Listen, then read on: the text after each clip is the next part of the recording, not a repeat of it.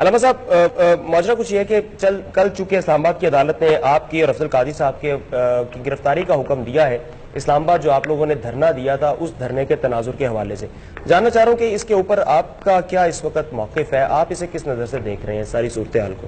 ہمارا موقف تو بالکل واضح ہے کہ جی ہم کوئی ذات کے لیے تو نہیں گئے تھے، ختم نبوت کے لیے گئے تھے جی، اور ختم نبوت کے مسئلے ہی کو حل کرنے کے لیے ہم وہاں بیٹھے رہے، اور اس کے اندر جو معاملہ ہوا وہ آپ کے سامنے ہے، اور اس کے بعد جو معاہدہ ہوا وہ بھی سامنے ہے۔ پہلے تو بات معاہدہ پر ہونا کہ جو حضرات یہ معاہدہ کروا رہے تھے اور وہ حضرات سارا کچھ اس کے اندر گرانٹڈ بنے ہیں تو وہ اس مسئلے کو حل کرے، یہ تو مسئلہ ہی نہیں ہے جو اٹھایا جا رہا ہے۔ سوال اتنا ہے کہ میڈیا پر اور اخبارات میں جو لکھا جا رہا ہے وہ خدا کا خوف کرنا چاہیے بندے کو کہ یار جو مسئلہ ہے اس کو سامنے لائے نا، کہ یہ لوگ آخر لاہور سے کیوں گئے، 21 دن سردی میں کیوں بیٹھے رہے بھوکے پیاسے، یہ سوال ہونے چاہیے۔ اور اس کے بعد معاہدہ ہوا، اس پر عمل درآمد ہونا چاہیے۔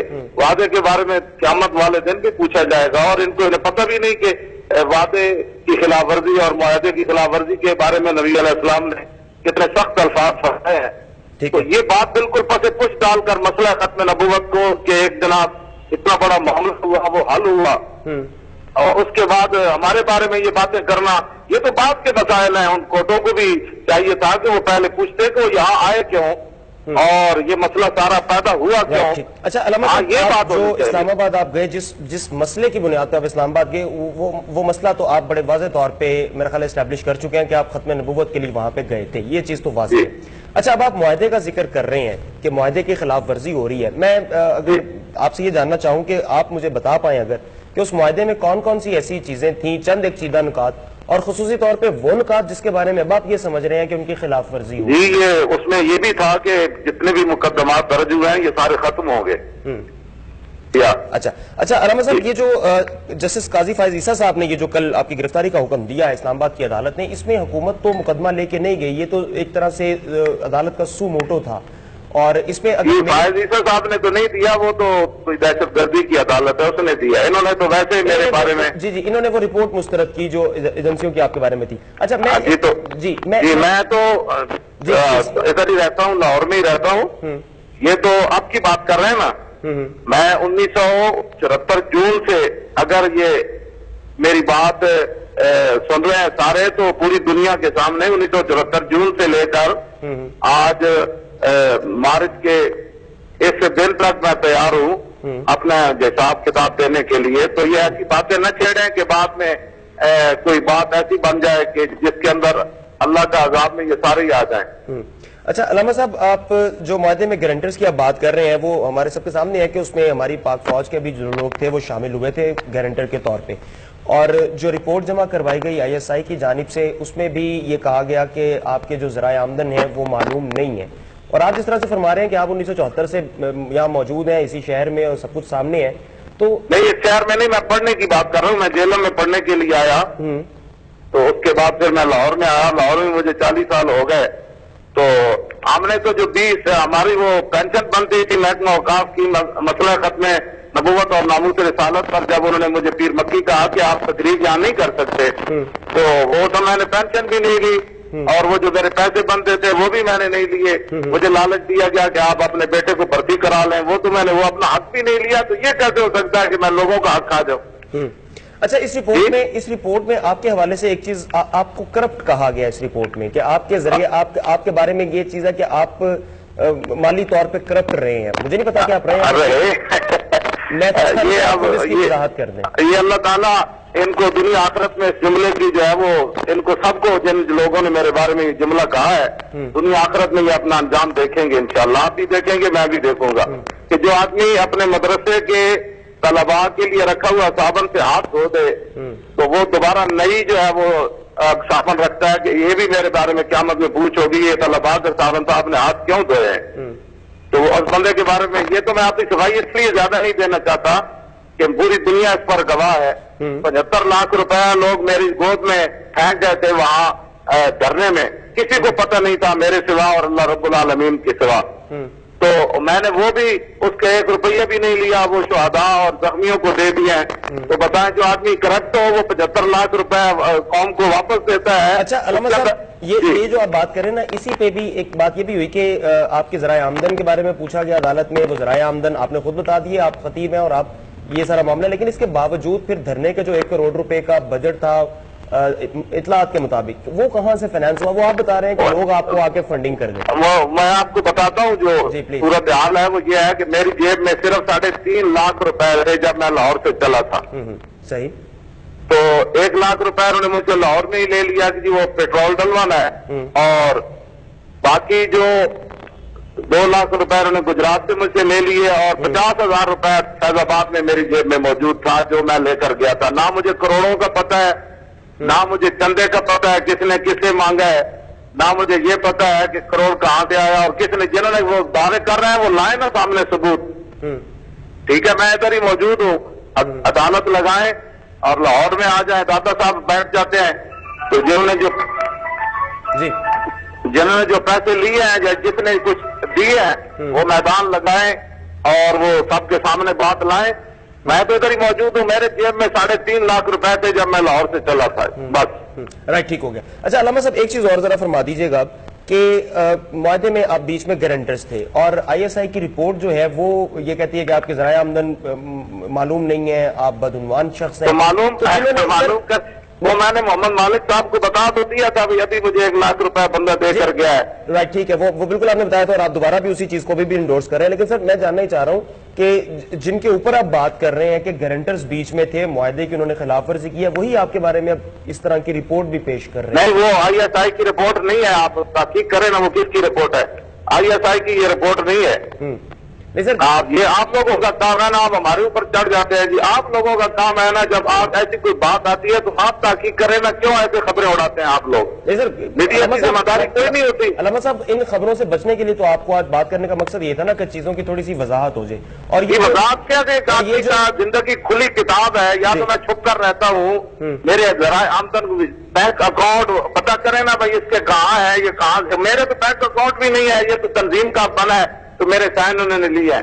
ہم تو صبح کا کھا کر شام کے رکھنے کا بھی میں تو اس کا قائل نہیں ہوں کہ بھائی حضور کی امت کی خدمت کی جائے, غریبوں کی اور جو محتاج لوگ ہیں ان کی.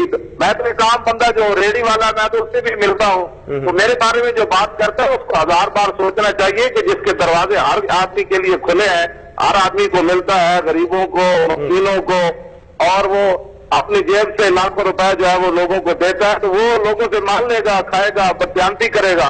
اور پھر میری زندگی سب کے سامنے ہے, یا تو میں چھوٹا رہتا ہوں اور میرے خفیہ کوئی مقامات ہیں, میں اسی مسجد کے حجرے میں رہتا ہوں, ساری دنیا کو پتہ ہے, 30 سال ہو گئے مجھے, اور وہاں مسجد کس نے بنوائی, مدرسہ کون چلا رہا ہے, یہ ساری باتیں تو میں نے پڑھاتے ہوئے کتنی تنخواہ لی ہے, یہ ساری باتیں سب قوم کے سامنے ہیں. اب میرے بارے میں بات کرنا تو باتیں کرنا تو بڑی آسان ہے نا.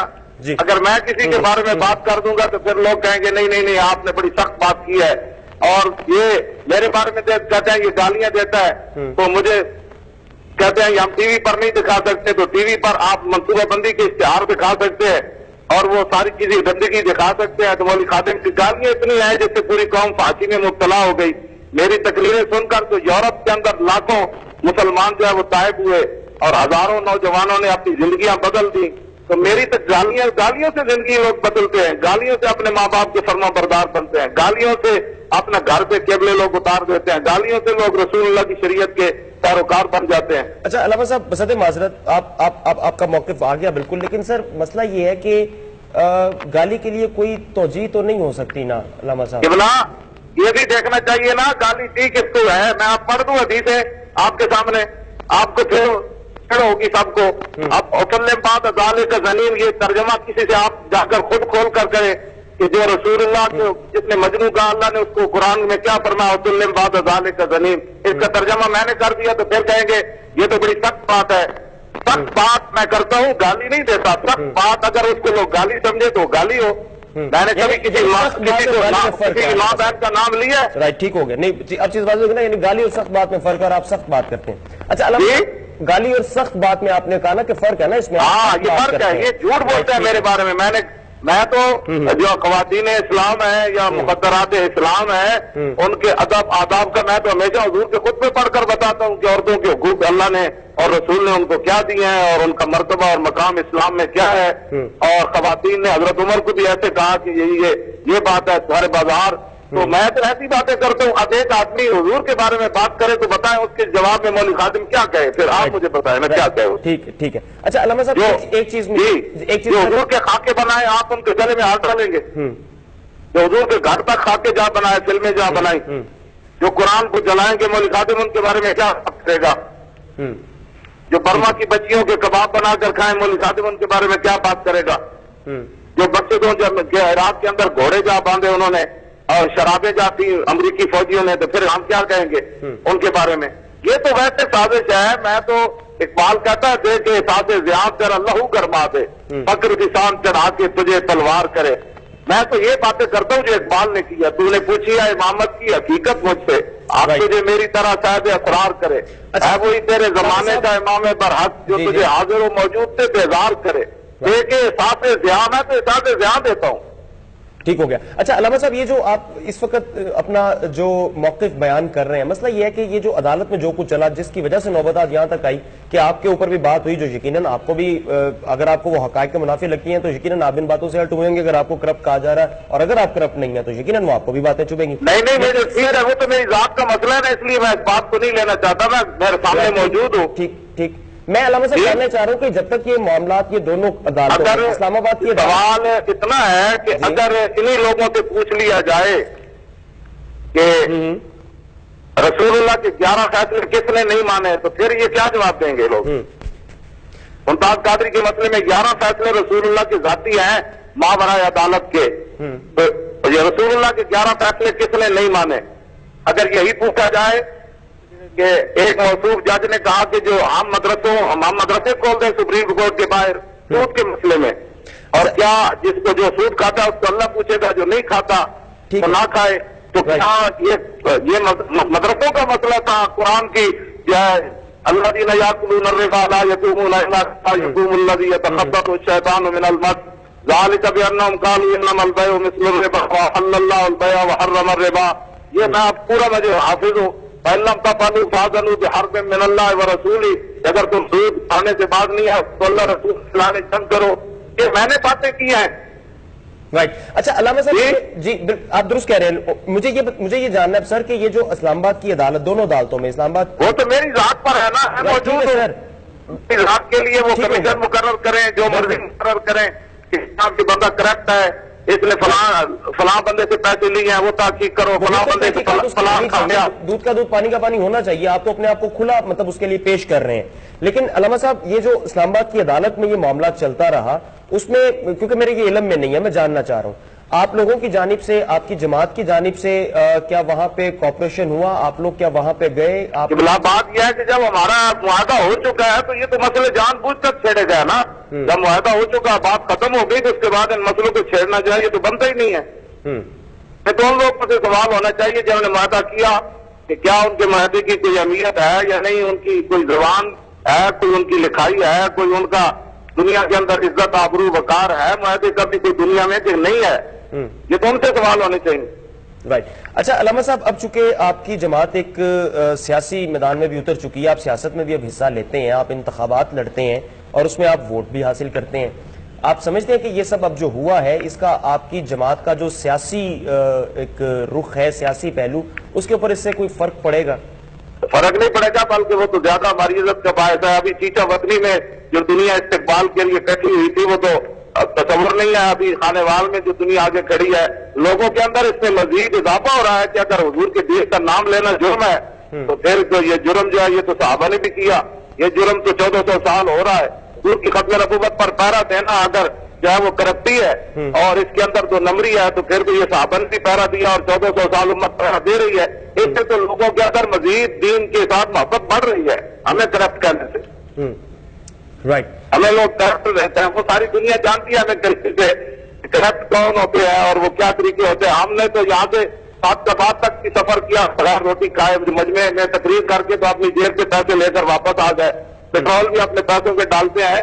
تو میرے بارے میں وہ کون بندہ کہہ سکتا ہے کہ جو 11 گھنٹہ سفر کرنے کے بعد روٹی بھی ان کی نہ کھائے پھر واپس آ جائے اور آپ کے واپس آ کر ایک روٹی لے کر اس کا 4 رکھ کے روٹی کھا لے؟ مجھے لوگ کرپٹ کہیں گے، وہ تو کہیں گے کہ یہ اس نے تو قرون اولیٰ کی یاد تازہ کر دی ہے۔ ٹھیک ہے، اچھا علامہ صاحب، میں چونکہ پہلے بھی آپ سے ایک دفعہ انٹرویو کے دوران ایک سوال میں نے آپ سے کیا تھا اور آپ نے مجھے اس کا برملا جواب دیا تھا کہ آپ کو یہ جیلیں، پولیس ایجنسیاں، آپ ان سے کبھی بھی خائف نہیں ہوئے، آپ کبھی ان سے خوفزدہ نہیں ہوئے۔